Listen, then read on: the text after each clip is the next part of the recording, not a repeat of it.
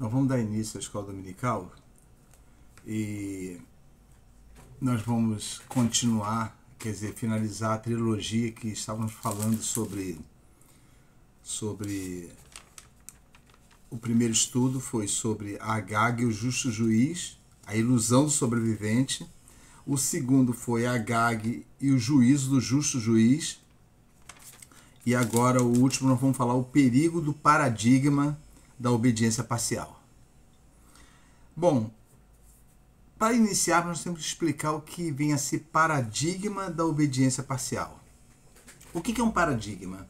O paradigma é quando você usa um exemplo, muitas vezes ele acaba se tornando um padrão. Ele não era para ser um padrão, mas ele acaba se tornando um padrão devido a ser o mais usado. E a obediência a Deus se tornou um paradigma, a obediência parcial se tornou um paradigma, porque hoje em dia as pessoas se dizem cristãs, até mesmo crente, e ele diz assim, eu tenho feito a vontade de Deus, e nós vamos ver que isso não é verdade. Que a vontade de Deus, a realização da vontade de Deus, a satisfação da vontade de Deus, não está simplesmente na obediência pontual, ou seja, em você obedecer cada setorzinho corretamente. Não está nisso. Na verdade, é muito mais do que isso. É tão extenso além desse sistema que nós achamos que é o certo, que isso que nós falamos agora está dentro do que nós vamos falar. Obedecer pontualmente é apenas um detalhe. A obediência a Deus envolve muito mais coisas. E a gente pode iniciar até com uma pergunta. Será que é possível obedecer a Deus em 99% das coisas e ainda sermos agradáveis a Ele? Será que esse 1% faz diferença? É uma pergunta retórica, mas muitas pessoas vão responder isso no coração. Por quê? Porque nós achamos que agradamos a Deus quando fazemos muita coisa aos nossos olhos da vontade dEle. Nós achamos que estamos agradando e obedecendo a Deus quando nós vemos que a nossa vida toda nós temos a presunção que sempre procedemos bem. Mas que, na verdade, estamos apenas taxando coisas pontuais que presumimos que Deus está se agradando disso. Ou seja, muitas vezes nós falamos assim, e é o que o Senhor quer que eu faça. E nós nem sabemos disso, apenas falamos por praxe. Eu estou fazendo a vontade de Deus. Como nós podemos saber a vontade de Deus? E se não temos como saber diretamente a vontade de Deus, então não temos como sermos pontuais na obediência. Ou seja, obedecer por tópicos e pontos. Porque talvez possa ser que um homem consiga fazer isso. Sabe? É como observar, não matar eu não tenho matado. É como falar, não roubar eu não tenho roubado. Então onde está a verdadeira obediência, do qual essas coisas que o povo de Israel até mesmo praticou, e os escribas e fariseus também, não os colocaram numa posição de aceitação diante de Deus? Onde está o problema? O problema, irmãos, é que na verdade essa visão de obediência parcial acaba sendo uma desobediência total. A desobediência parcial, ela está relacionada à nossa vontade. E nós vamos ver isso. Já vimos nos outros estudos, quando nós mostramos a atitude de Saul. Mas nós vamos falar no decorrer aqui dessa finalização sobre isso. Hoje nós vamos falar diretamente sobre o que vem a ser a obediência total a Deus. Total, ou seja, perfeita, segundo Ele deseja. Então, nós abrimos com essa pergunta e vamos ler Tiago 2,10. Olha que coisa interessante. Preste atenção, vamos iniciar nossa compreensão do que é obediência a Deus, que tem a ver com os outros dois estudos que nós passamos. Tiago, no capítulo 2, versículo 10. Olha o que diz Tiago, capítulo 2, versículo 10. Porque qualquer que guardar toda a lei, ele já está dizendo, qualquer que guardar toda a lei e tropeçar em um só ponto, tornou-se culpado de toda a lei. Como é que pode isso? Se a frase está dizendo, porque qualquer que guardar toda a lei e tropeçar em um só ponto, a chave está nessa frase, em um só ponto. Ele está falando ponto mesmo, ponto. Pontuação. Não é uma parte da lei, ou uma das leis. Ele está dizendo, e tropeçar num só ponto. Isso tem relação com o que Jesus falou quando estava falando para os discípulos. Ele falou assim, não pensais vós que vim cancelar a lei, mas sim cumpri-la. E não se omitirá um tio da lei que não deixe de ser cumprido. Então, o que Tiago está falando é que não adianta nada cumprir pontualmente a lei se tropeçarmos em detalhes dela. Por exemplo, não matarás. As pessoas levam ao pé da letra, eu não estou matando. E o desejo no coração? Que você luta todo dia para não matar aquela pessoa. É aquela comparação que Jesus fez com relação ao adultério. Aquele que não praticou adultério, mas já olhou com intenção impura para a mulher do seu próximo, já praticou. Aí você começa a entender o que é obediência. E por que Tiago falou, aquele que tropeçar num só ponto, no grego está como ponto, marcação de texto do grego e do hebraico. As pequenas marcações, ou seja, as pequenas nuances do grifo hebraico e grego que eles não prestavam atenção. Por exemplo, quando você olha a lei, você não lembra do autor da lei. Você só lembra do cumprimento da lei. Você não ama o autor da lei. Você não lembra dele. Apenas lembra que se você não cumprir a lei, é réu de juízo. A Bíblia fala que pela lei ninguém vai ser justificado. Ninguém vai ser justificado pela lei. Ué, mas a lei não veio para ser obedecida? Obedecida sim. A Bíblia fala que a lei serviu de avultamento do pecado para que levasse o homem ao perdão e justificação de Cristo. E os irmãos vão entender por que eu estou entrando nessa parte da doutrina. Para que ele pudesse sentir o peso do seu pecado e, mediante a promessa de Cristo, o lavar regenerador do seu sangue, a purificação do seu sangue e o sacrifício no Calvário, ele pudesse obter o perdão de Deus. E isso, quando um homem adquire o perdão de Deus, ele simplesmente cria no coração. Ele não, mas a obra do Espírito Santo, que é uma obra da graça. Ele não cria somente uma visão de que o pecado é pecado. Ele cria um ódio pelo pecado. Porque é aquilo que ele está sendo liberto. Então, ele acaba fazendo o quê? Temendo a Deus. E quando você teme a Deus, aí é o princípio não só da sabedoria, como da obediência. Porque como você pode ser sábio se você não obedece? Não adianta você conhecer todos os mistérios e conhecer como se faz e o que é, se não colocar em prática. Quando Tiago escreveu isso, junto com outras formas muito mais, assim, aos olhos dos homens, grosseiras de falar com a igreja, ele citou isso porque a igreja já devia estar seguindo um caminho de quê?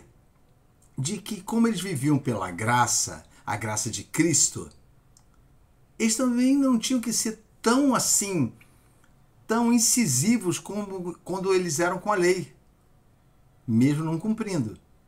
Tiago chamou a atenção e falou assim, olha, aquele que diz que obedece, ele usou a lei como exemplo, mas tropeça em pormenores dela,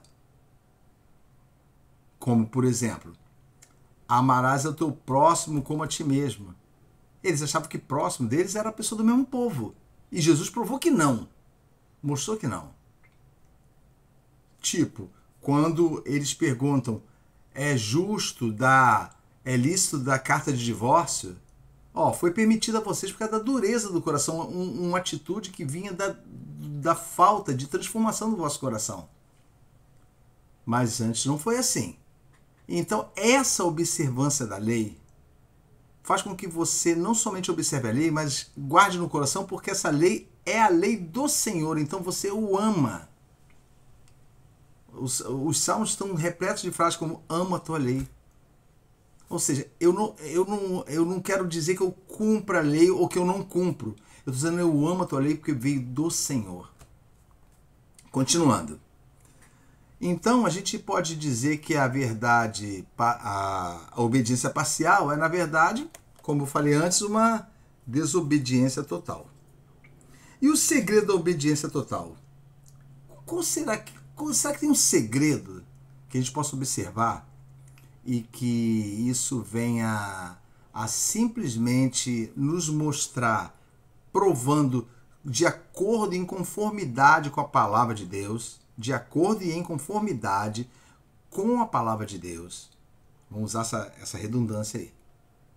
Em total conformidade, em total harmonia com a palavra de Deus, possamos perceber como funciona a verdadeira obediência, aquela que agrada ao Senhor. Que até homens imperfeitos podem ser louvados por Deus pela sua obediência. Vamos verificar isso. Vamos ver o primeiro tópico acerca de uma obediência aparentemente total, plena. Renúncia. Vamos ver a palavra, eu escrevi aqui renúncia e prontidão, mas na verdade nós vamos falar de renúncia, aptidão e preparo e prontidão. Vamos começar a ver? Vamos ver Jerônimo, por que você está citando renúncia? Você está falando de obediência? Sim. Lembre-se do que eu acabei de falar.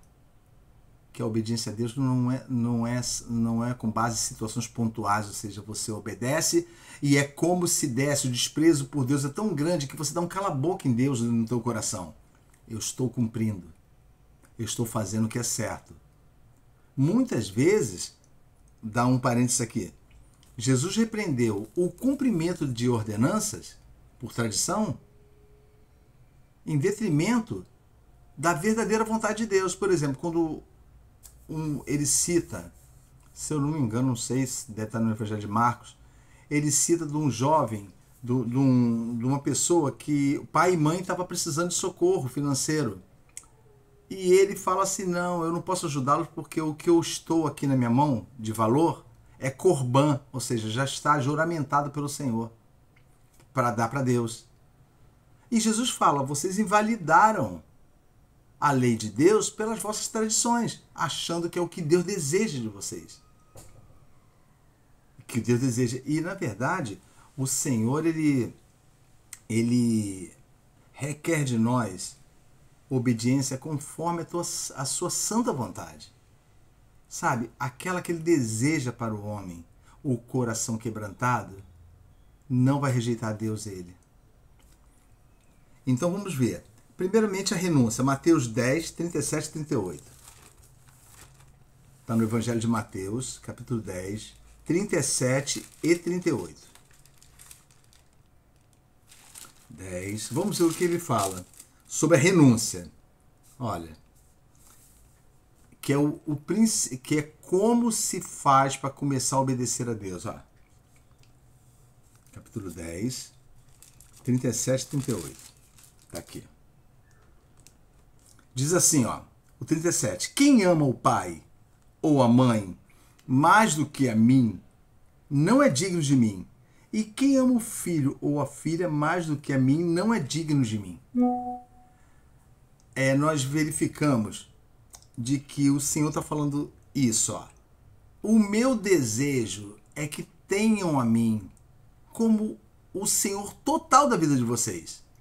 Quando ele fala da renúncia, quem ama mais a família, muitas pessoas falam assim, mas amar a família é de Deus. A família é uma instituição de Deus. Sim, é uma instituição de Deus. Só tem uma coisa, muitas vezes nós usamos a família como desculpa para fazermos a nossa vontade. Um exemplo. Vamos partir. Eu tenho cuidado, vamos partir dessa premissa. Eu tenho cuidado com a minha família. Então eu procuro deixá-los mais próximos de Deus, sabe? Eu procuro tratá-los de uma forma que eles possam observar as leis de Deus e a vontade de Deus. E, porventura, possam vir até se arrepender mais tarde. Esse ponto, ele é muito enganoso quando interpretado pela nossa mente carnal. Irmãos, de uns anos para cá, mais precisamente dos anos 2000 para cá, família virou tema do culto. Ou seja, culto da família. Nós sabemos que a única família existente diante de Deus, verdadeira, é a igreja. Sabe, em ti serão benditas, falou a palavra para Abraão. Em ti, Abraão, serão benditas todas as famílias da terra. Ele não está dizendo que todas as famílias em conjunto seriam benditas, e sim cada um de cada família, de cada tipo, poderia alcançar a glória do perdão de Deus, por meio de seu Filho amado Jesus Cristo. Então, as pessoas pegam e falam, eu estou cuidando da minha família, mas a Bíblia está dizendo, olha, que ama mais. Então, o que é amar mais a família? Vamos falar de amor, então, para poder entender isso. Coríntios 13 fala assim, eu posso ter qualquer coisa de bom, falar a língua dos anjos, dar meu corpo para sacrifício e ter todo o conhecimento do mundo, mas se eu não tiver amor, eu nada serei. Olha bem, e as pessoas pegam e acham que esse amor é o amor humano, que eu tenho que ter amor no coração. Na verdade, esse amor não é um amor humano, é o amor derramado da parte de Deus no seu coração. E como se obtém isso? Quando há salvação, a renúncia e o selo do Espírito, ou seja, você passa a ser um futuro herdeiro e cordeiro com Cristo. O coração, ele é trabalhado por Deus, então a Bíblia fala que é derramado o amor de Cristo nos corações. E quando o amor de Cristo é derramado nos corações, esse amor é que vai para a família. Então, se vai para a família, esse amor tem honra a Deus e não honra a família. Então, muitas pessoas, chefe de família, pai, mãe, até os filhos, não importa, eles lidam com a família conforme a vontade deles, achando que estão glorificando a Deus, quando na verdade omitem a verdade da família, não falam para a família em respeito, porque podem escandalizar, por vergonha, e a Bíblia fala, aquele que se envergonhar de mim diante dos homens, eu me envergonharei dele diante do Pai. Então, como é que é esse amor? Como é que esse amor funciona? Como é o amor de Deus derramado nos corações? Primeiramente, vamos lembrar de Romanos capítulo 5. A tribulação produz a paciência. A paciência produz a experiência, o caráter provado. A experiência produz a esperança, não certeza. Porque certeza nós temos que ver. E se esperamos o que vemos, como pode ser esperança? Então, na verdade, a experiência, o caráter aprovado, trouxe o quê? Ao coração esperança. E a esperança que nós temos em Deus não desaponta. Ele diz lá, porquanto o amor de Deus está derramado nos corações. Então, partiu tudo de lá, da situação ruim. E a renúncia é uma situação necessária. E ele só fala disso no versículo 37. Porque nós vamos ver o 38, que tem outra coisa. Falando da renúncia familiar. Ou seja, de nunca deixar de glorificar a Deus, ainda que isso cause no meio da família uma divergência, sabe? E você seja visto como uma pessoa diferente deles. Porque você quer saber se uma pessoa segue o mesmo caminho que você, baseado que você está prosseguindo para o reino de Deus, é se ela ama o reino de Deus. Não adianta falar de boca. A Bíblia fala que um dos sinais da graça não é somente crer que o pecado é ruim, é odiá-lo e não mantê-lo no coração para determinadas situações.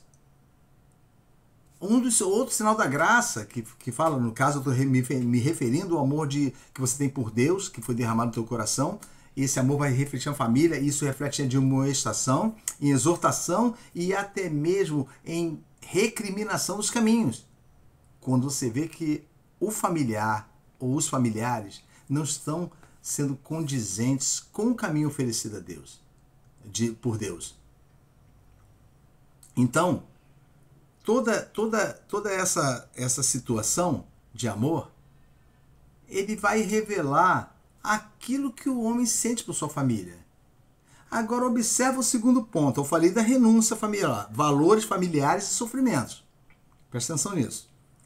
Agora, olha bem o segundo versículo, que vai falar, falei valores familiares. Agora vamos falar de sofrimento.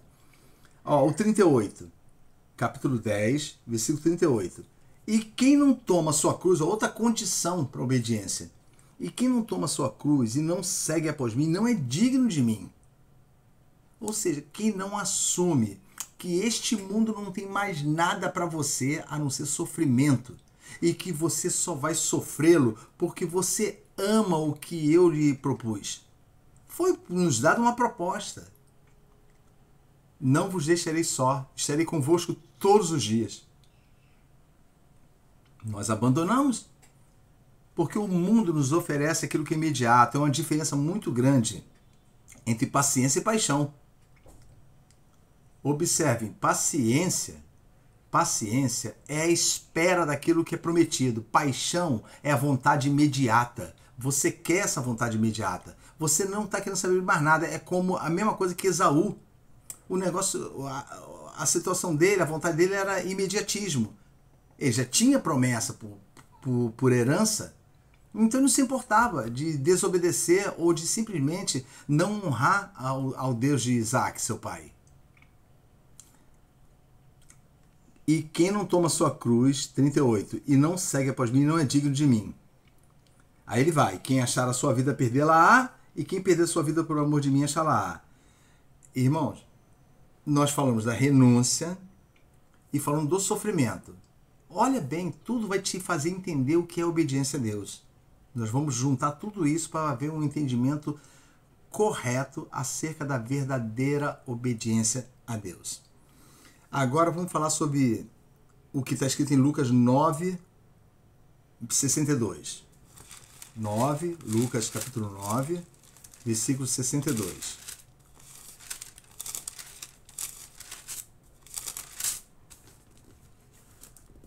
Aqui.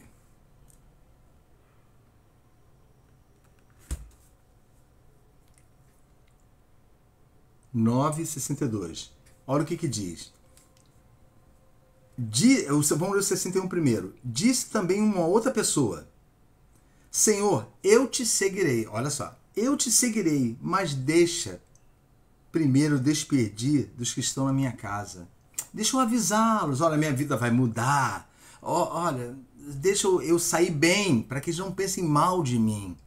Olha a resposta de Cristo. Cristo poderia ter respondido convenientemente. Ou seja, tá certo, você tem que dar um bom testemunho na sua família. Olha a resposta de Cristo. No 62. E Jesus disse, capítulo 9, versículo 62. E Jesus lhes disse: ninguém que lança a mão do arado e olha para trás é apto para o reino de Deus. Olha. Então, o segundo ponto, aptidão e preparo. Aptidão, ou seja, o que você deseja, você toma. A famosa frase toma posse, aí eu posso usar, imediatamente, ou seja, eu quero, Senhor. Eu quero. Há pessoas que falam eu quero imediatamente. Sabe? Como aquela sementinha que caiu nos pedregais, sabe? E logo nasceu. Sabe, eu posso, eu quero, eu desejo, logo nasceu. Mas depois as perseguições por causa da própria palavra e os cuidados do mundo sufocam, ela fica infrutífera, porque não tem raiz nela, não tem nada. Sabe, essa aptidão e prontidão, que é o segundo ponto, é gerado por Deus no coração, pelo selo do Espírito. Não tem como uma pessoa herdeira do reino de Deus, com o nome escrito no livro da vida, que não sinta esse desejo, que não sinta fielmente esse desejo. O meu reino, falar como Jesus falou, não é neste mundo. Não é neste mundo. Então, o amor que Deus derramou no meu coração é justamente o que vai fazer com que eu seja obediente a Ele, segundo a sua graça e boa vontade para comigo. Então, aptidão e preparo. E agora nós vamos para Isaías 6, versículo 8. Olha o que diz Isaías 6, versículo 8. Isaías no capítulo 6, versículo 8.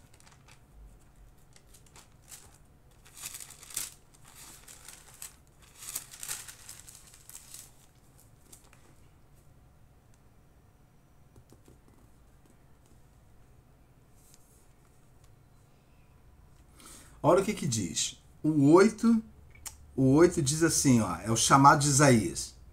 Depois disso ouvi a voz do Senhor que dizia: a quem enviarei? E quem há de ir por nós? Então disse eu: eis-me aqui. Envia-me a mim, mas eu vou ficar com o início da palavra, eis-me aqui. Olha o significado de prontidão. Olha o que é. Primeiro, a aptidão, botou a mão no arado. E agora a prontidão, eis-me aqui para tudo. O Senhor bate na porta e a única coisa que você faz não é perguntar o que tu queres, Senhor. Você já fala assim, eis-me aqui. Aí nessa frase está contida toda a essência da obediência a Deus. Aquela que não houve em Saul e em muitos reis. Muitos reis tem uma frase que começa assim, ó, na história deles. E fez o que era reto ao Senhor, com relação ao Senhor, mas não com o coração perfeito, ou seja, não há perfeição. É como servo inútil, só faz o que lhe é mandado. Ele sabe a vontade do seu Senhor, mas espera ele mandar. É assim. A gente fala tanto de proatividade, quando vai tentar arrumar emprego, fala, sou proativo, só não somos com o Senhor. Sabemos o que agrada a Ele, sabemos que o temor a Ele e o amor a Ele é que vai fazer com que sejamos obedientes a Ele, e não somente acordar pela manhã, eu tenho que obedecer a Deus, eu tenho que obedecer a Deus, como se fosse uma obrigação gerada por você mesmo. Eu tenho que obedecer a Deus? Não. O fato de eu me contristar diante dele pelo perdão dos meus pecados, pela justificação do sangue do seu Filho amado Jesus Cristo, isso já faz com que esse desejo seja intrínseco em mim. Eu não estou aqui para fazer a vontade de mim, eu não estou aqui para fazer a minha vontade de Jesus, mas sim a vontade do meu Pai que me enviou. O meu Pai não me enviou para julgar o mundo, ele me enviou agora para que o mundo fosse salvo por mim, e nisso eu faço a vontade dele. E João Batista, convém que ele cresça, Cristo, e que eu diminua. Não há, irmãos, não há especial diante de Deus. Olha uma coisa interessante, podemos comprovar de que o temor a Deus e a verdadeira obediência não são caracterizados pela palavra obedecer diretamente. Olha só, vamos lá para o livro de Jó, no capítulo 1, versículo 8, que fala da atenção que Deus chamou a Satanás por ele ter observado o servo Jó. Olha o que ele diz. E disse o Senhor a Satanás: observaste tu meu servo Jó? Ou seja, você tem observado meu servo Jó. Porque ninguém há na terra semelhante a ele. Olha só, ninguém há na terra semelhante a ele. Homem sincero e reto, temente a Deus e se desvia do mal. Nenhuma vez o Senhor falou assim, homem obediente. Mas a obediência é o que ele requer do homem. Então vamos verificar as palavras que ele usou para Jó. Sincero, admite que o seu estado é de pecado e confessa para mim, crendo em mim, que posso justificá-lo. E o desejo dele é para o meu favor, diz o Senhor. Homem sincero, reto, ou seja, aquilo que é torto, ele se desvia, aquilo que é mal, ele se desvia, porque ele lembra do amor pelo Senhor. Ele lembra pelo reconhecimento dos seus pecados. Então ele não é reto porque ele toma conta de ser reto, é porque é característico da vida de Jó. Ó, é sincero e reto, temente a Deus, olha o temor aí, temente a mim, ele me teme, ele sabe a minha vontade, ele percebe que eu tenho tomado conta da vida dele e guardado a vida dele. E essa retribuição não é porque eu tenho feito isso, porque essa foi a acusação do diabo. O Senhor cercou ele de cerca, eu não posso mexer com ele. É porque ele realmente amava a Deus. Agora volta porque nós falamos do amor de Deus derramado nos nossos corações. É isso que faz a verdadeira obediência. Não adianta você querer pontuar que você está simplesmente fazendo a vontade de Deus. Continuando aqui. Nós falamos de Isaías, não é isso? Falamos sobre a renúncia, a aptidão e preparo, a prontidão, o eis-me aqui, de Isaías. Agora, podemos contrastar a verdadeira obediência a Deus com a nossa vontade humana, não é isso? A obediência total, ou seja, genuína, contra a vontade pessoal. O profeta Jeremias, ele diz em Jeremias 20, versículos 7 a 9, 20, versículos 7 ao 9, ele fala que ele estava já cansado de falar ao povo e o povo considerar a palavra dele como dura demais, como que não era verdade. Ele fala aqui que tudo que ele falava, nós vamos ler, 20, versículo 7. Olha o que diz. Vou ler o texto todo para a gente poder explanar. Iludiste-me, ó Senhor, iludido fiquei. Mais forte foste do que eu e prevaleceste. Sirvo de escárnio todo dia, cada um deles zomba de mim. Porque desde que falo, versículo 8, porque desde que falo, grito e clamo, violência e destruição, que essa era a profecia que Deus mandava para ele falar para o povo, porque se tornou uma palavra do Senhor um opróbrio para mim e um ludíbrio todo dia.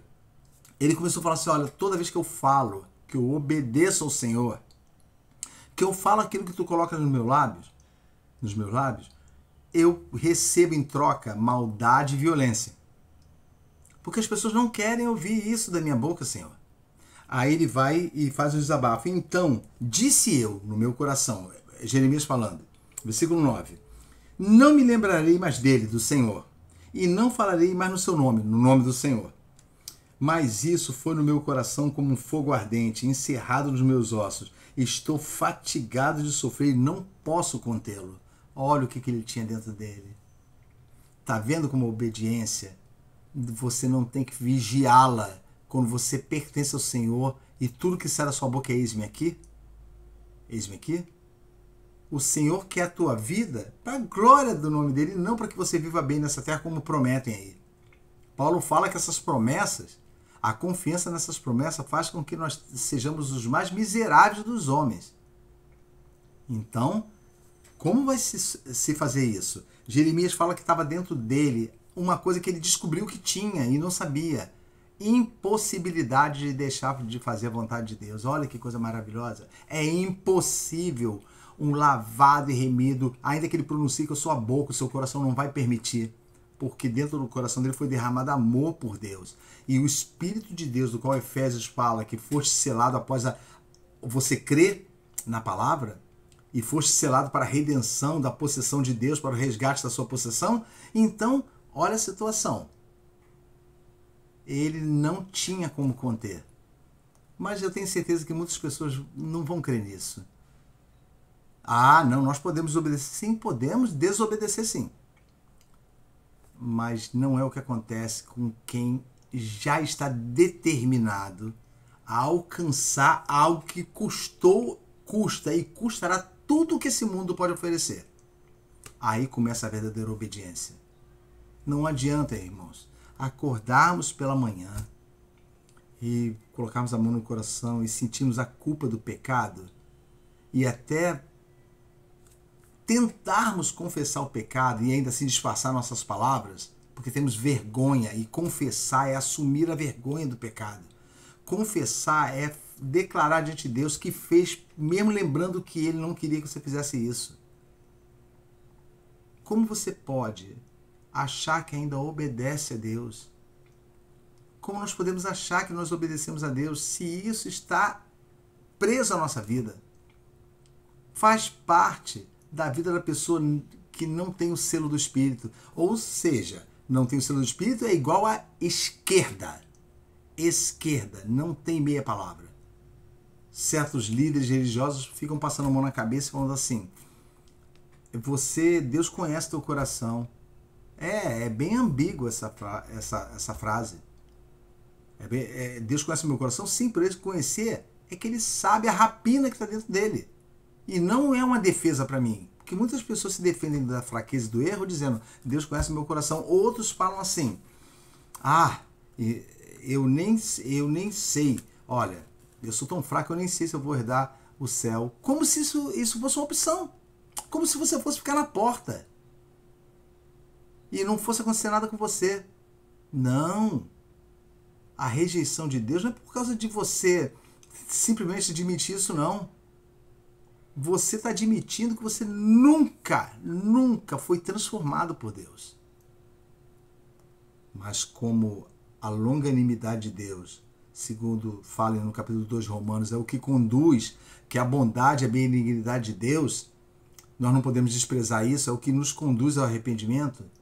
Então sempre há chance enquanto você ainda está vivo. Mas a partir da sua partida, cabe ao homem morrer uma só vez, vindo depois disso o juízo. O resultado da forma e ação de vida que ele teve na terra.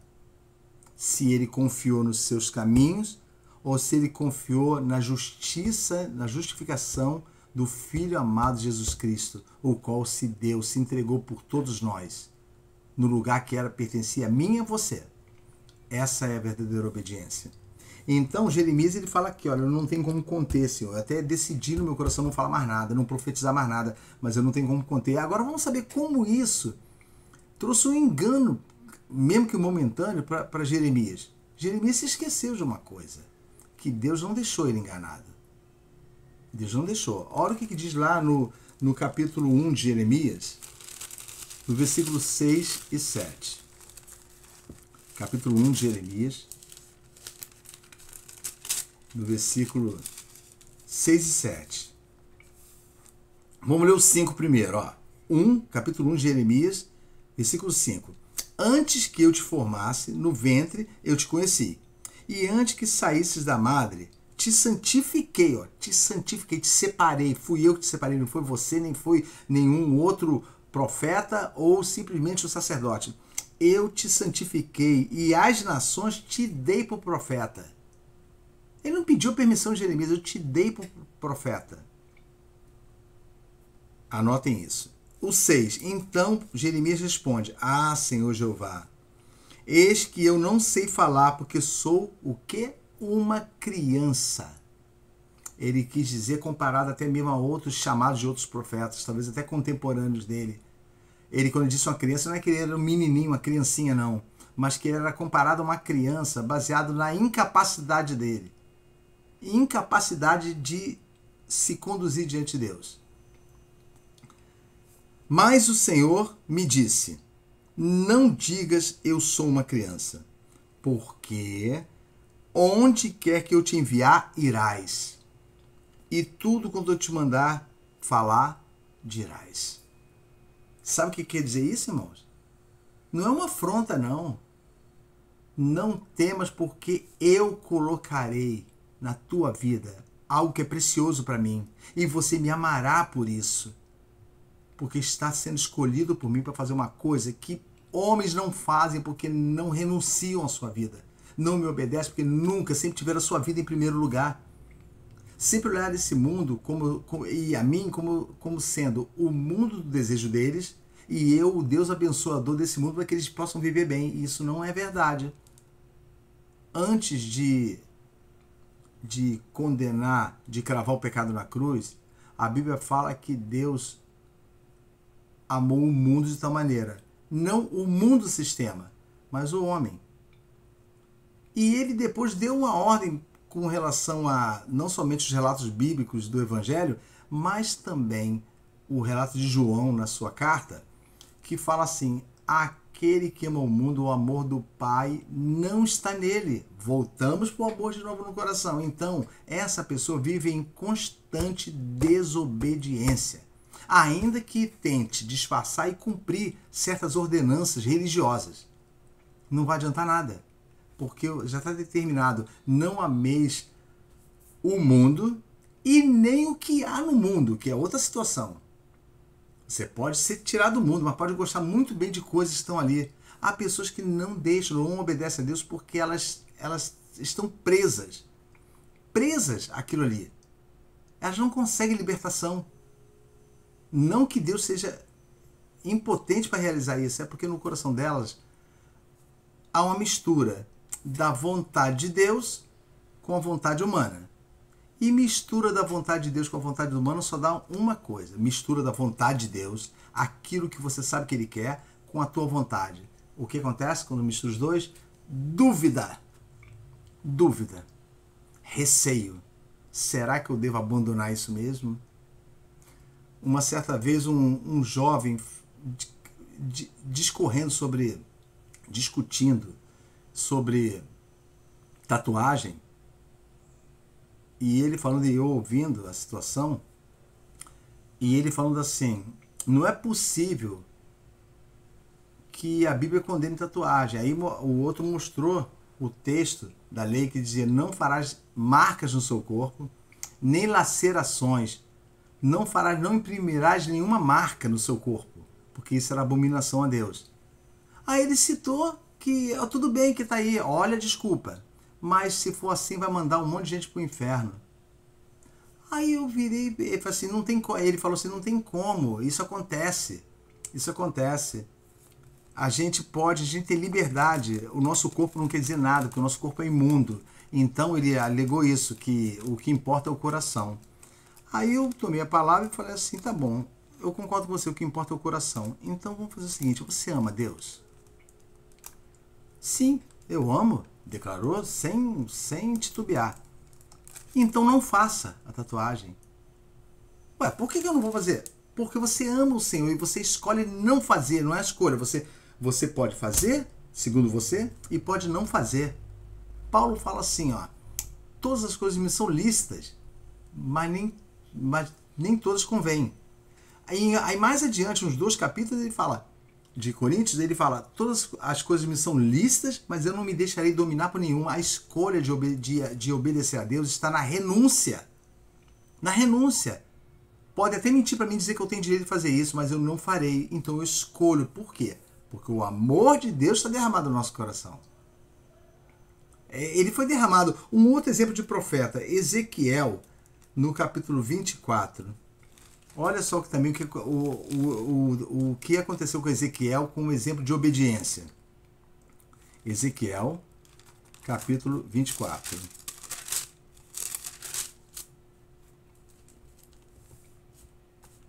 Olha só, versículo 16. Ele diz, filho do homem, eis que tirarei de ti o desejo dos teus olhos, de um golpe só, mas você não lamentarás, nem chorarás, nem te correrão lágrimas. Olha a ordem de Deus. Refreia o teu gemido, não tomarás luto por mortos, ata o teu turbante e coloca nos pés os teus sapatos. E não te rebuçarás, ou seja, não colocarás um pano na frente do rosto, e o pão dos homens não comerás, ou seja, não vai se alimentar. Aí Jeremias fala, eu falei ao povo pela manhã, e à tarde morreu a minha esposa. Olha que coisa, irmãos. E fiz pela manhã como se me deu ordem. Aí alguns já vi pessoas questionando que Deus é esse que faz uma maldade dessa. Não, irmão, não. Ele não fez maldade nenhuma. Ele deu por sinal. O problema é que nós tentamos entender Deus com a nossa mente e não pelo Espírito que está dentro de nós. A Bíblia fala que outros homens participaram de coisas muito piores e obedeceram a Deus. Obedeceram. E com certeza foram premiados por isso. Ezequiel estava servindo de sinal para o povo, sabe por quê? Assim como foi tirada de Ezequiel, a esposa dele, que tanto amava, e ele não está chorando, ele está quieto, ali no canto dele, assentado, à esquina da rua, assim eu tirarei de vocês tudo que vocês amam. Porquanto me abandonaste, rejeitaste os meus mandamentos, diz o Senhor no restante do texto. Era um sinal, irmãos, a nossa vida é sinal. A nossa vida não nos pertence, a nossa vida é um sinal para o mundo. Olha a glória. Eu vou comparar. Os irmãos lembram de Paulo? Paulo era perseguidor da igreja. E ele achava que ele estava obedecendo a Deus, o Deus de Israel. Quando ele se apresentou, quando ele foi por determinado caminho, e o Senhor se manifestou para ele, que ele caiu e ficou cego, o Senhor falou com ele: Saulo, Saulo, por que me persegues? Ele falou assim: Senhor, eu não te persigo. Sim, você me persegue. Quando você persegue, um desses pequeninos está perseguindo a mim. Naquela hora, Saulo, ele caiu em si. E ele falou assim: meu Deus, eu desobedeci o tempo todo.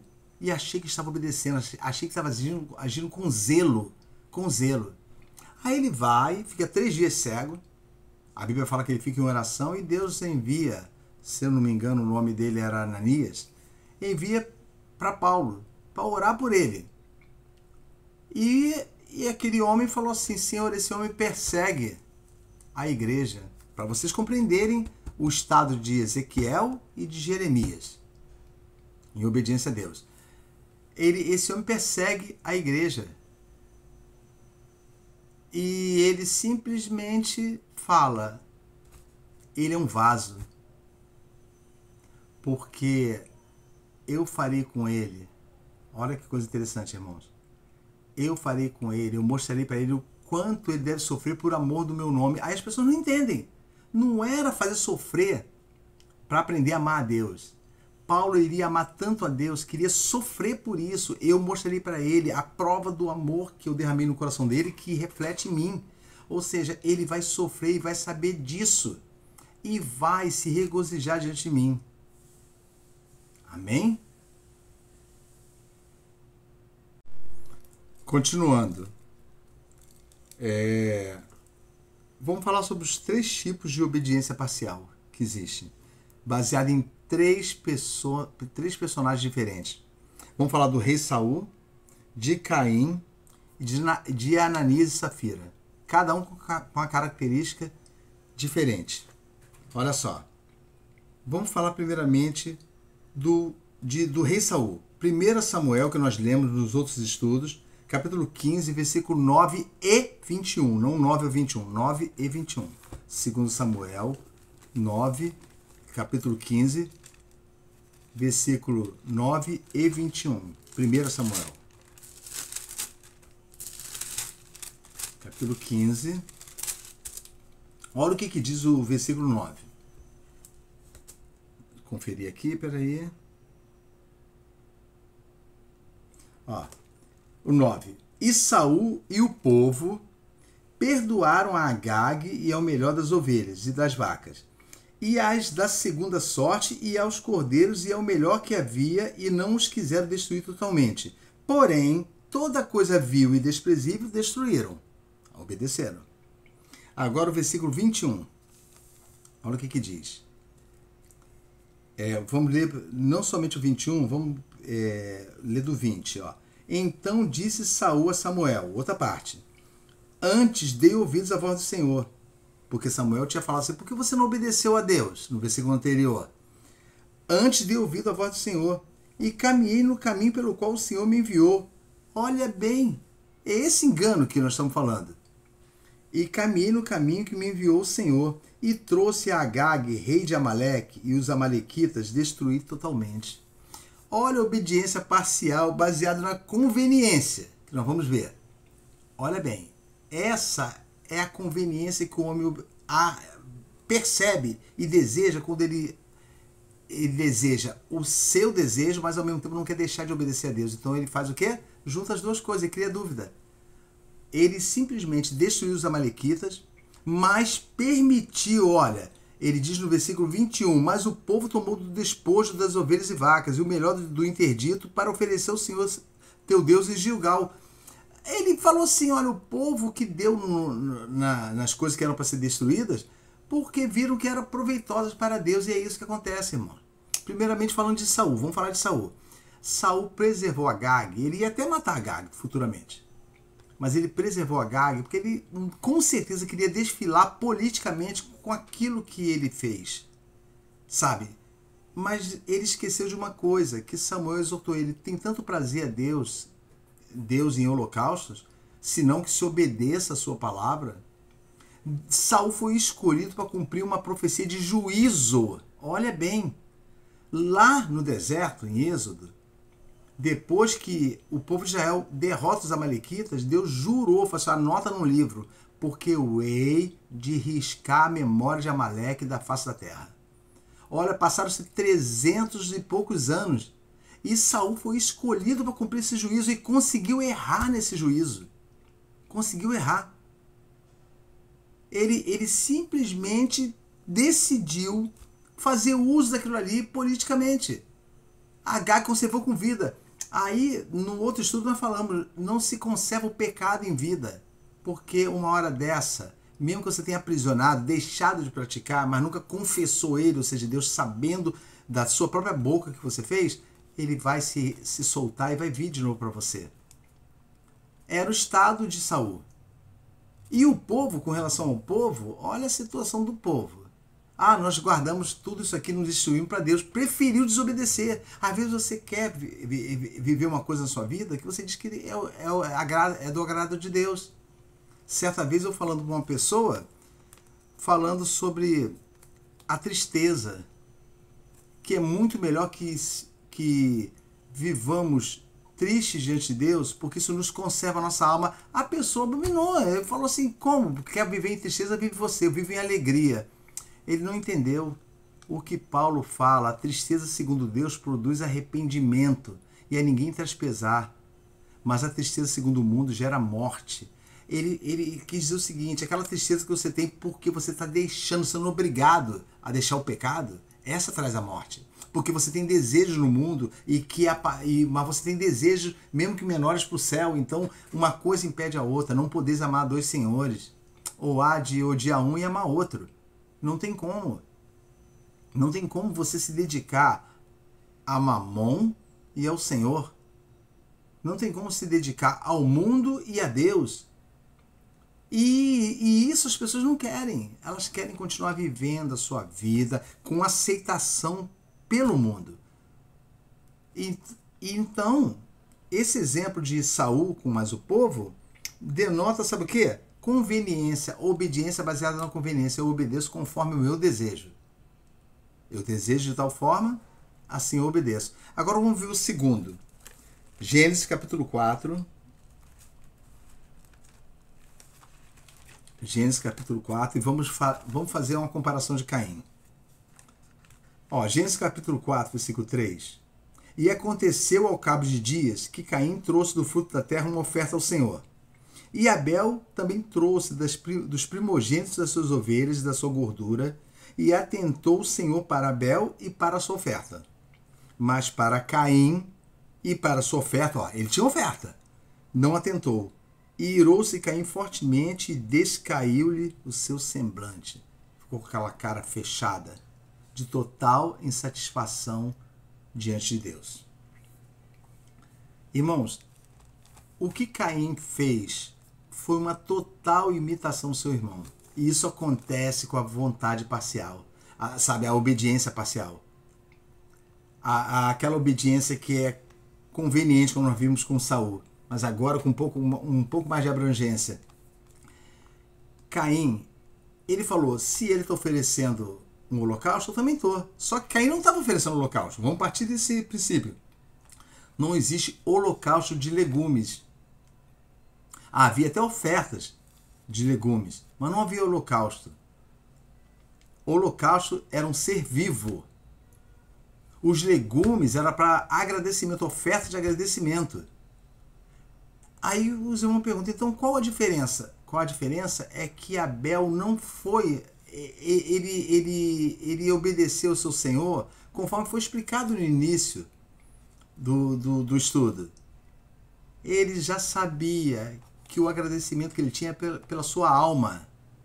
E ele ofereceu sacrifício de sangue. E a Bíblia fala que isso que eu queria. Sabe, aquela brincadeirinha que nós fazemos com nossos filhos, de deixar eles verificarem com a vontade nossa, os pais deles? Nós, os pais? Sabe, lembra de João 4? Dando parênteses aqui para explicar melhor a situação de Caim. João 4 fala que, o Evangelho de João, capítulo 4, fala do encontro da mulher samaritana com o Senhor Jesus. Aí a conversa vai, flui, e vai, e Jesus diz assim, olha, fala, se soubesse o dom de Deus, o que Deus quer te dar, você que me pediria água. E foi dialogando com ela e foi quebrantando aquela mulher. E a mulher viu que esse homem falava não como judeu que odiava, odiava ela e seu povo e consequentemente, recíproco, o povo também odiava o judeu, a rixa de samaritanos e judeus. Ela começou a perceber que ele falava como um profeta, até que Jesus fala assim, olha, vocês vão compreender a atitude de Abel. Vai lá e chama o teu marido. Não precisamos abrir para ler, porque isso eu tenho certeza que está assim, os irmãos conhecem o texto. Vai lá e chama o teu marido. Ela na mesma hora virou e falou assim, não tenho marido. Jesus respondeu, dissestes bem. Era isso, mulher samaritana, que o Pai queria ouvir de você. Reconhecimento do teu pecado, reconhecimento da sua baixeza, não como mulher, mas como ser humano caído, degradado pelo pecado, debaixo da ira de Deus. Reconhecimento assumido diante do Pai, é isso que Deus desejava que você fizesse diante dele. Sabe, quando ele fala dissestes bem, no grego fala, era a única coisa que Deus queria ouvir. E Deus teve essa mesma frase, dissestes bem, para Abel, fizestes bem. Fizestes bem isso. O desejo que deu no teu coração foi de oferecer uma oferta pela sua remissão, Abel. Tanto que o sangue de Abel derramado posteriormente é chamado do sangue que clama por justiça. E isso aí tem uma comparação até mesmo simbólica. O sangue foi derramado e clama por justiça pela morte, e também tem o sangue que Abel ofereceu dos animais, que clama por justiça. E Caim descaiu o semblante, porque falou assim, eu estou fazendo a mesmíssima coisa e não atenta para mim. É assim que nós fazemos. Nós nos iramos com um irmão que nos exorta. Sabe, se nós vemos uma pessoa íntegra diante de Deus, nós chamamos de beato, mas queremos a mesma aceitação diante de Deus daquela pessoa que é temente a Deus. Nós não somos temente a Deus, mas temos inveja do temente a Deus e queremos derrubar o temente a Deus. Essa é a verdade. Desejamos até que ele pare de falar conosco para a melhor situação nossa, da nossa consciência, porque não queremos mudança e não queremos ser apontados por ninguém. Mas lembre-se de que uma das das situações com relação ao amor de Deus derramado no coração é que a pessoa não é poupada, porque o amor de Deus faz com que ame a Deus primeiro e a sua justiça. Então a exortação e a admoestação para com nossos irmãos é lícito quando vem totalmente de Deus e do seu Santo Espírito. Eu coloquei aqui, ó, Caim. O Saul foi a conveniência no próprio interesse. Caim, obediência baseada na autossuficiência e no orgulho com base no ato religioso pelos méritos próprios. Ou seja, eu estou sendo religioso, eu estou cumprindo tudo. Lembra da obediência pontual? Talvez agora os irmãos possam estar entendendo isso. Obediência pontual, ou seja, eu obedeço isso, aquilo, aquele outro, mas tropeço nos pontos, ou seja, aquilo que realmente Deus quer que eu faça, que vai além da obediência pontual, ou seja, da obediência por setores de obediência, por observância em detalhes da lei. Sabe? Então, Caim, ele estava com uma visão totalmente assim, de protagonismo religioso. Ele tem que me aceitar. É como alguém falar assim, irmãos, nada falta na minha vida porque eu sou dizimista fiel. Olha bem, você bota Deus em xeque, dizendo que não pode faltar nada na sua vida porque você cumpre a sua parte. E isso é uma abominação, irmão. As pessoas não sabem o que estão falando. Deus tenha misericórdia e renove o entendimento dessas pessoas para saber de que o Senhor deseja o seu coração e nossa obediência em tradições e até mesmo peculiaridades religiosas que transfere para você a presunção de que desse jeito você é recebido por Deus. A gente ouve muito bênçãos, bênçãos e bênçãos, porque assim a gente vai perder a nossa bênção. Como? Se só existe uma bênção nossa, uma sequer. Tirando a sorte de bênçãos celestiais que Deus fala, a bênção principal, única e importante, é a bênção da salvação, remissão dos pecados, que é a bênção de Abraão. Em ti serão benditas todas as famílias da terra. Não é a geração de Israel que ele fala. Para Abraão não falou geração de Israel. Falou, em ti serão benditas todas as famílias da terra. Já em Isaac, falou, em Isaac será chamada a tua descendência. A sua descendência. Em Isaac, dali em diante, o povo de Israel que teria a função, a obrigação de obra de testemunhar do Deus vivo na terra de Canaã. Coisa que eles falharam febrilmente. Sabe, falharam de forma grosseira nisso.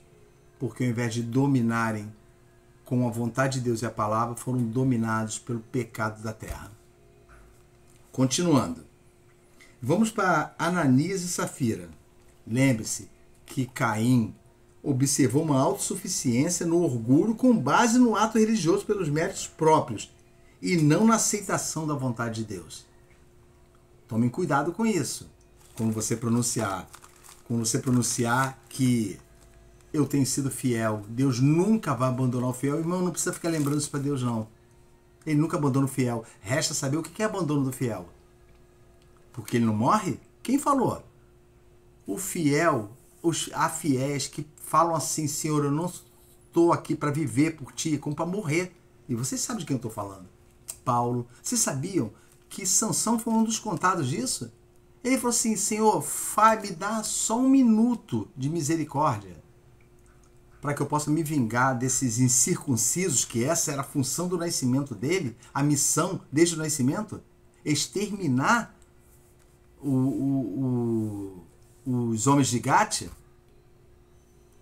Então, ele fala assim, me dá mais uma condição e que eu morra junto com eles. Hebreus fala que homens, olha só que coisa interessante, paralelo, homens não desejaram pedir socorro pela sua vida, mas preferiram enfrentar a morte para obter uma superior redenção. Ou seja, é como se eles desejassem assim eu morrendo já me apresso, sabe? Me apresso para a eternidade e para a redenção de Deus.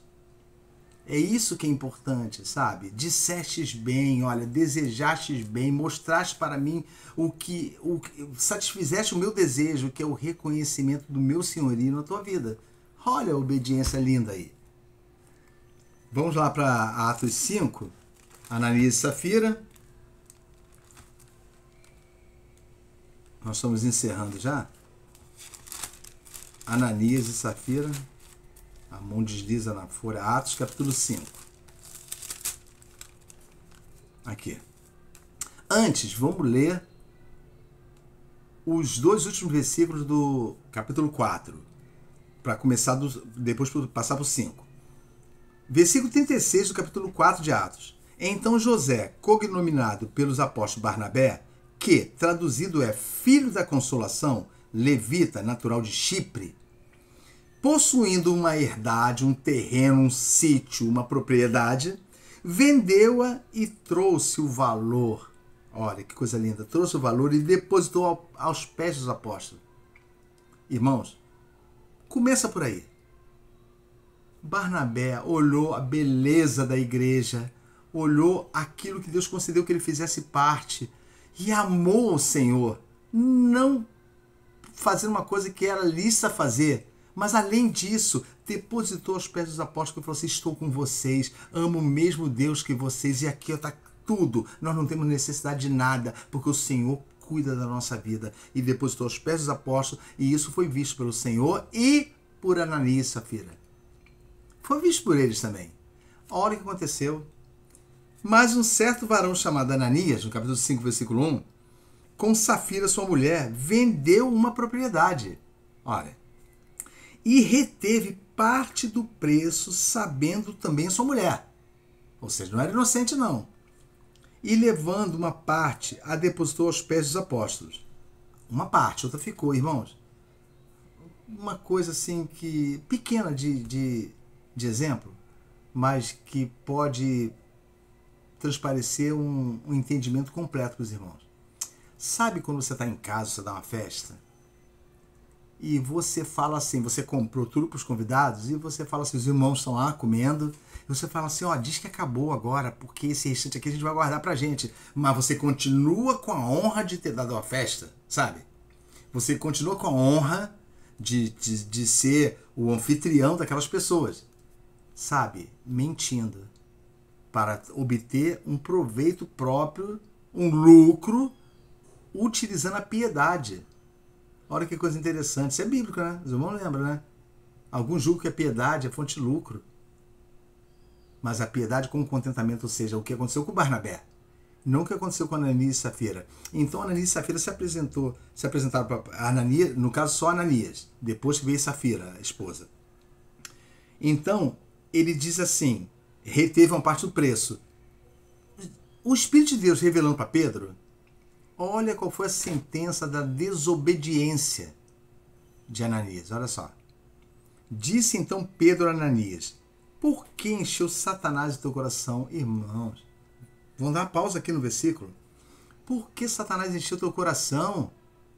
Tem gente pensando que desobedecer corriqueiramente aquilo que é essencial na nossa vida, ou seja, o amor, a justiça, a procedência idônea, o testemunho da graça na sua vida para com os homens, e não a conveniência no viver desse mundo, sabe?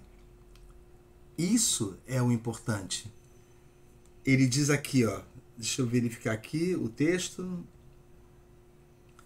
Tá aqui, ó. Disse então Pedro, Ananias, por que encheu Satanás teu coração?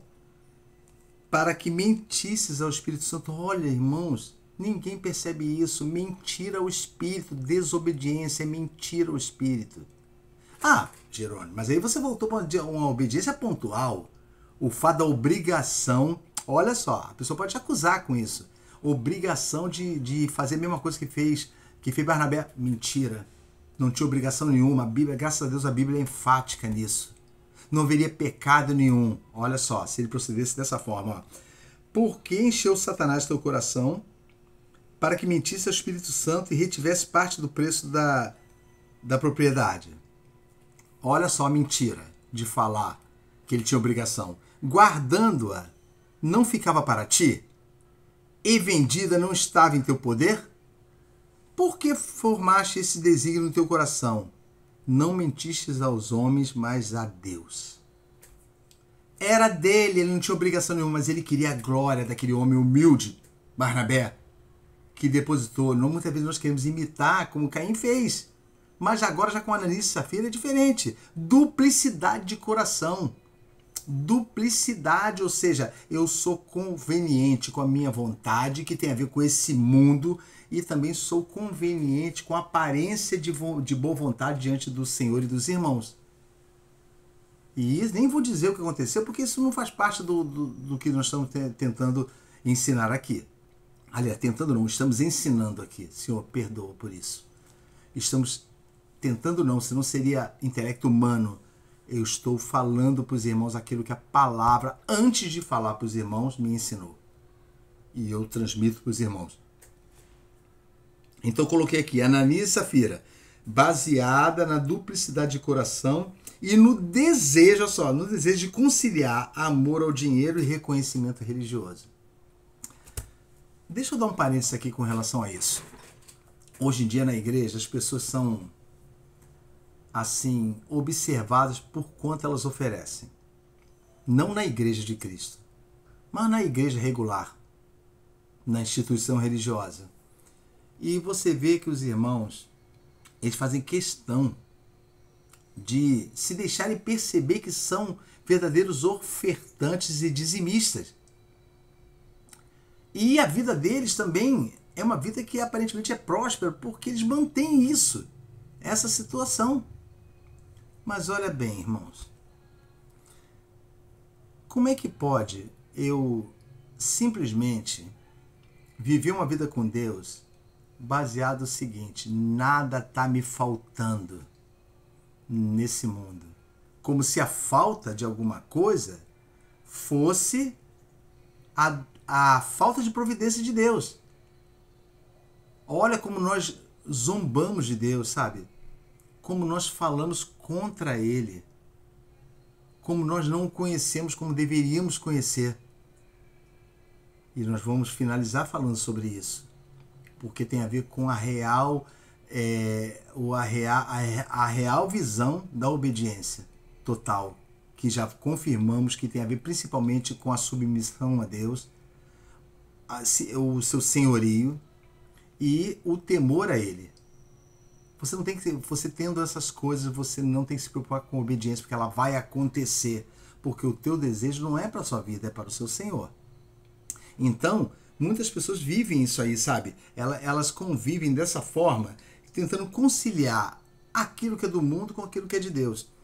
E, irmãos, lembra quando nós falamos sobre muitas pessoas querem ficar de bem com o mundo, mesmo aparentemente não se envolvendo com ele? Mas não tem como enganar a Deus. Aquele que se envergonhar de mim diante dos homens, eu me envergonharei dele diante do Pai. Aquele que me confessar diante dos homens, eu confessarei ele diante do Pai. Olha, isso quer dizer que não tememos, até o devido momento, a morte certa. Mas quando ela bate na porta, a primeira coisa que as pessoas fazem é simplesmente falar: Senhor, me perdoa. Me perdoa. É justo, é lícito, é correto pedir perdão a Deus, sim. Só que tem uma coisa: o Senhor visitará esse pedido de perdão no meu e no teu coração. E quando ele visita esse pedido de perdão, ele pode achar aquilo que nós falamos na aula passada: o desejo de fugir da sentença, o medo da sentença. Ele pode achar isso, o medo da sentença, não o medo do juiz. Pega bem, se uma pessoa consegue se safar da sentença, ela se acostuma com isso. Olha, Deus me aceitou porque eu não morri. Mas ele nunca temeu o juiz. Irmãos, eu estou falando de amor a Deus. Obediência é amá-lo acima de todas as coisas. De tudo que possa acontecer na nossa vida, amá-lo fielmente. Isso é a verdadeira obediência a Deus. Eu lembro que Samuel, recordando o estudo passado, quando ele mandou trazer Agag achou que estava sendo chamado por Saul. Então já veio serelepe e dançando, como diz no original, feliz da vida, tá vendo? Vocês vão tirar essas correntes daqui a pouco de mim, porque vou fazer um negócio com Saul. Vou entrar no entendimento com Saul. Já não tem mais povo mesmo, então quem sabe o entendimento político aí dê certo. Mas ele dá de cara com Samuel, o justo juiz, sabe? A personificação do justo juiz. Ali Samuel estava fazendo o papel de Cristo, fidelíssimo ao Pai, na sua segunda vinda, onde julgará toda a iniquidade. Quando ele veio aqui para a terra, veio como perdoador dos pecados e salvador, mas virá como juiz agora. É o único tribunal humano onde não vai ter promotoria pública para acusação. O próprio juiz vai ser o acusador, o próprio juiz vai ser o juiz, o próprio juiz vai ser o condenador ou o salvador.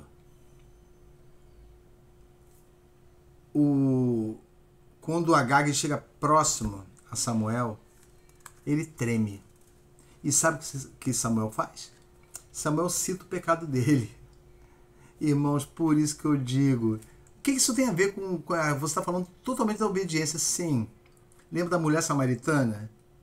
Ela temeu por isso, eu não tenho. É melhor falar agora. Sofreu o dano. Irmãos, Agag vivia de fuga. É o símbolo do maligno, sabe? É o símbolo da esperteza espiritual. Se ele pudesse, ele até diria que o Deus de Israel é o verdadeiro Deus, para escapar da sentença. Solta uma pessoa, nos dias de hoje, solta um facínora e ele vai praticar de novo, sabe por quê? Porque ele vai se acostumar com isso, eu dou um jeito e saio. Por isso que é bom quando obtemos a misericórdia de Deus e a transformamos em obediência a Ele. Porque sabemos quem nos poupou da morte.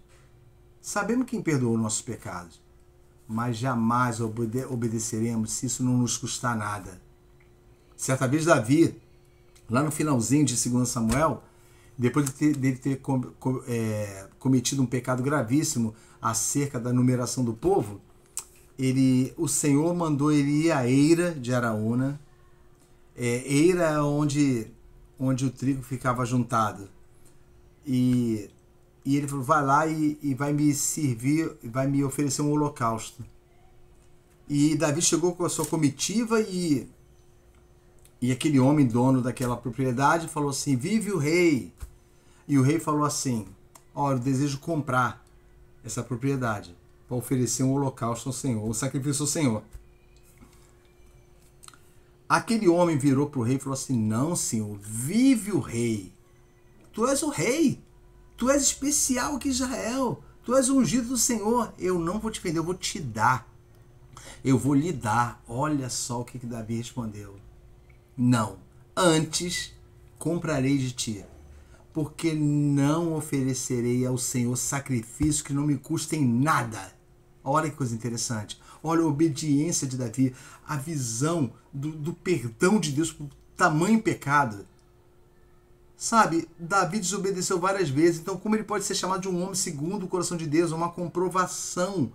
A vida nossa é diferente, não está na obediência pontual, mas está no amor a Deus. E quando desobedecemos de forma que percebemos que pecamos contra Deus, nos entristecemos ao ponto de falar: Senhor, por que eu fui fazer isso? O Senhor que tanto me ama, que tanto me amou com perdão dos meus pecados. As pessoas não lembram mais disso. Só lembram o seguinte, que quando caem em desgraça, devem pedir perdão a Deus. Mas assim que passa o rigor da morte, primeiro estudo, certamente passou o perigo da morte, já volta a fazer tudo. E eu vou finalizar com uma complementação aqui. Eu coloquei uma conclusão aqui escrita. Eu cheguei a essa conclusão. Obediência a Deus é a submissão plena e confiante à vontade de Deus revelada, priorizando o seu propósito acima de qualquer desejo ou avaliação, mesmo quando isso demandar renúncia e até somente Cristo. O exemplo dele para nós. Paulo cita: tende em vós, Filipenses 2, até o versículo 6, fala: tende em vós o mesmo sentimento que houve também em Cristo Jesus, que subsistindo em forma de Deus, não era usurpação para ele ser considerado Deus, porque ele era filho. Eu e o Pai somos um, ele fala. Mas não teve usurpação ser igual a Deus, coisa que se devia se segurar, por isso, porque ele era. Antes esvaziou-se a si mesmo, tomando a semelhança de servo, se diminuindo a obediência do Pai, tornando-se obediente até a sua vida terminar? Não, até a morte de cruz. E sendo obediente até a morte, isso que Deus quer de você. Isso que Deus pede a você. E uma outra prova, que já que nós usamos Jó, de que é como se eu te observa que a obediência é satisfeita, que Jó no final, quando Deus se revela para ele, e Deus termina de falar com ele, e ele tem chance de falar, ele fala assim: eu te conhecia somente de ouvir. Os meus olhos agora te veem, por isso, olha o resultado. A chance que eu estou tendo, eu me abomino no pó e na cinza. Ou seja, eu me abomino. Tudo aquilo que eu falei, que o Senhor está me dando a oportunidade de falar, eu rejeito. Lembra de Davi? Não oferecerei sacrifício para o Senhor que não me custe em nada. A água que Davi, esse estado de Jó é a mesma coisa da água de Davi, que ele sentiu vontade de beber água de Belém, mas Belém estava sitiada pelos filisteus. Então, os servos dele, os soldados, entraram na cidade sem ele saber, guerrearam, pegaram um pouco de água do poço de Belém, que era uma água gostosa demais para Davi, lembrava a cidade dele, e trouxeram para ele. E quando ele viu aquela água, talvez ele tenha visto alguns soldados sangrando, não morreram, mas sofreram com a batalha para entrar na cidade e sair da cidade com a água, que ele falou assim: eu não posso tomar essa água que quase custou o sangue das pessoas que me amam, olha. E derramou diante de Deus a água, em oferta a Deus. É isso, irmãos, obediência é isso. A minha vida não me pertence. Eu sou Jeremias e sou Ezequiel.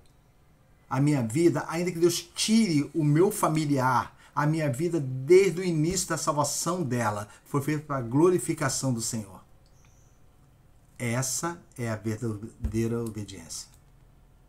Que os irmãos entendam, que o Espírito de Deus faça esse trabalho de entendimento dos irmãos, como me incomoda a mim, para que haja entendimento, não importa se eu tenha 30, 40 anos de cristão, entre aspas. Hoje eu vejo e eu percebo que muitas das minhas faltas com Deus foi a minha arrogância e confiança e presunção de que por eu ser especial, por eu ensinar a palavra, por eu estar sempre à frente de um grupo de pessoas para ensinar a palavra, eu simplesmente terei um privilégio. E isso nunca será verdade. Graças a Deus que teve misericórdia de mim. Louvado seja o Senhor. E que Deus abençoe a vida dos irmãos. Amém?